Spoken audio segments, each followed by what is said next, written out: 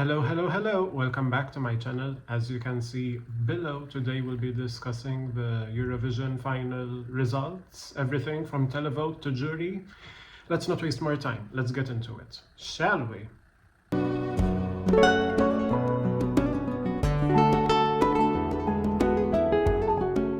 Okay, so obviously, as we know, Bulgaria, Romania, Australia, Italy were in the top 5. So, as you can see here, I am going to put the overall results very quickly. In terms of top 10, I am not really shocked particularly, even with Italy. I will discuss this later. However, as you can see, I think the results were very more or less within the odds and what people were saying they liked and disliked in terms of songs this year. Anyway, I do want to mention quickly, I'm putting the remaining songs right here and the results. Right away, what stands out to me is Germany doing so horribly. I think it was a general good performance. I don't think it was anything new, but I think it was a very good performance. So I am shocked that Germany is 23 out of 25. Another one for me is Norway. I always liked the song and I believed in the song, but I didn't think it was going to do well, and I'm glad to see it top 15 actually, when most people were saying it wasn't qualifying. Poland is a bit low, but we'll discuss that. Anyway, let's get into the... Actually, I want to get into jury first. This is the jury top 10 here. So, right away we have Bulgaria, Australia, Denmark, France, Finland, Italy, Poland, Norway, and Czech Republic. Little side mention, Malta, 11th. Anyway, from the top 10 of the jury, I think I am still surprised with Bulgaria being winner of the jury vote, just because I did not expect it to be really a jury song per se. I thought this was more televote, more TikTok, more trend and dance challenge than jury professional vote, but it won it overwhelmingly. So 204 near 165 in second place. So, well done to Bulgaria again. It looks like it was a runaway winner. So second and third combined is Denmark and Australia with 165. Look, Australia was always going to be a jury song, but for me, I never liked it. I still don't like it. I actually think the performance was worse than the music video. And it sounds so dated to me, but you know what? She has a voice, but second with the jury is way too overrated. Argue with the wall. I'm not arguing in the comments. Denmark tied second with the jury is a bit surprising because it did go first, and also the type of song is it's nothing new, just like Australia. I thought the song was fine, but it was giving me UK 2024, what was it, that one, we've had similar songs like this, but anyway, France in fourth is ridiculous. This was very overrated by the jury, I have to admit. As someone who usually defends the jury and agrees more with the jury in my music taste, France in fourth is ridiculous. France was never going to be a top 10 song. I have no idea why. Just because something is in French, I feel like this is the same issue with Italy. I will discuss this later. But fourth from 25 songs that were in the grand final is ridiculous. France was not that good. Czech Republic was better. you know, Poland was better. Then we have Finland, kind of expected. Italy, again, slightly expected. Poland, I called this. I think 133 from the jury is still low. I would have had this, to be honest, with Australia's jury score, because quite frankly the song was better than Australia, and she had the same vocal talent, just as much of a good singer, if not better. She had soul. She wasn't just singing the song perfect, she actually had soul in her voice as well. So, but anyway, to be honest, Poland is still underrated by the jury here. Norway is a bit surprising, but then when I see what is below it, I kind of get it. But above Czech Republic is still ridiculous for that song. Czech Republic was a jury song. And for Norway to be above it, which is, again, I loved Norway, but it's radio mid-table song, and it finished mid-table. But anyway, and then we round off the jury score with Czech Republic. Czech Republic below Italy is ridiculous in the jury score. Italy was dated and cheesy, you know, he was doing this with the ring, and Czech Republic was modern, a bigger vocal range. He's younger, you know, but anyway, the music was more now.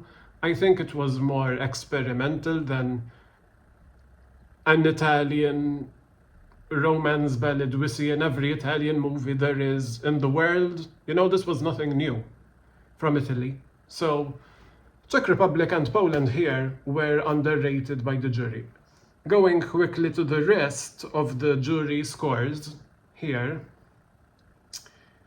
I would expect Ukraine to have been higher. I think it was a gentle approach, but it was musically professional. So the juries, to have Greece higher than Ukraine in their rank is stupid.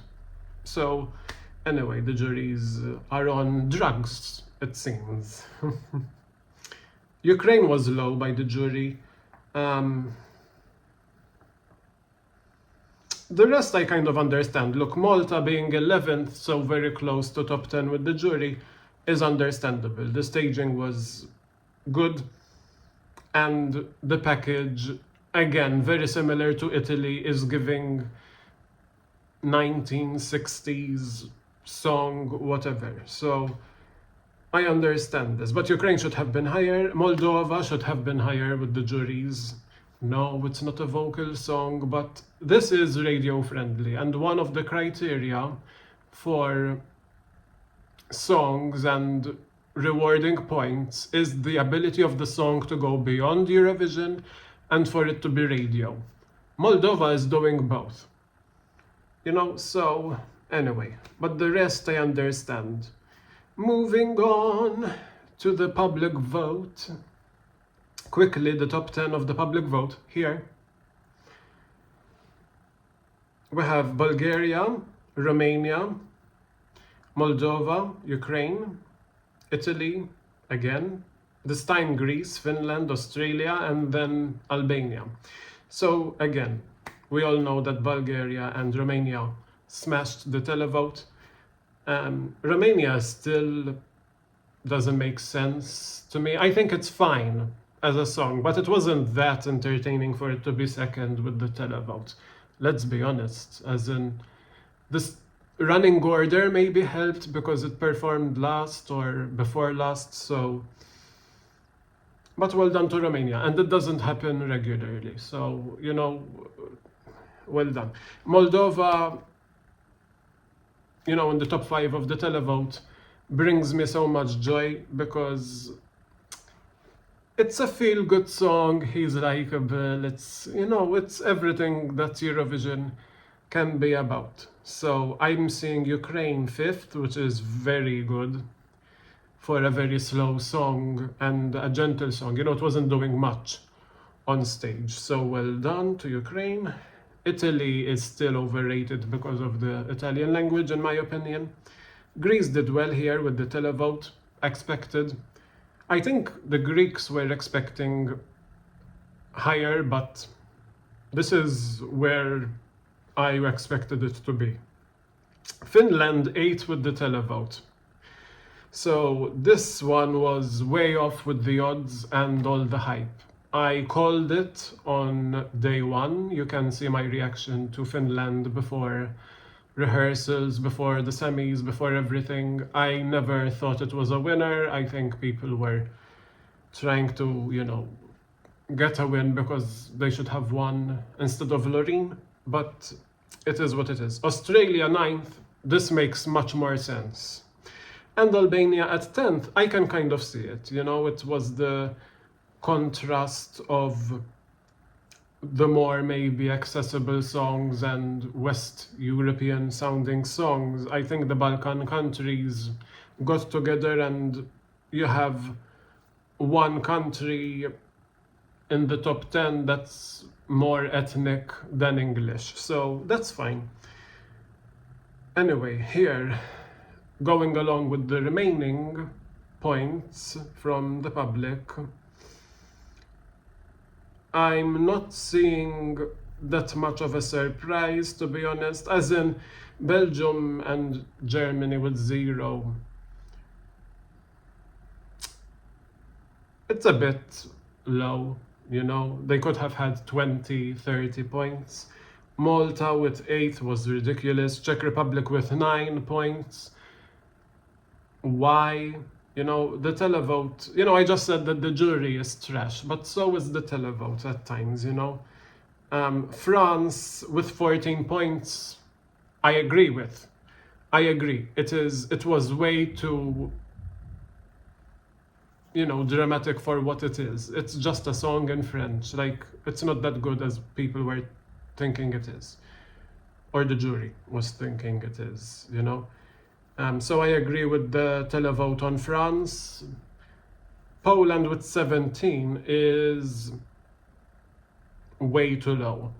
Czech Republic and Poland deserved way more votes from you, the viewer. And especially for Poland, Poland can usually get 40 points, 45 points from the televote like it's nothing. And to get 17, where was the diaspora? King of diaspora, Serbia at 13th place with 10, 12 and 12 from Croatia. And who else?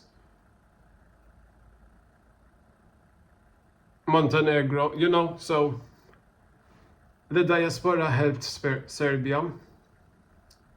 My overall comments, I think Sweden being low with the televote was a shock, considering, how usually they are a powerhouse in Eurovision. So to see Sweden being low with the jury and also the televote is new and a bit deserved, I have to agree. The song was fine, but it was nothing special, so I'm glad to see they weren't overrated.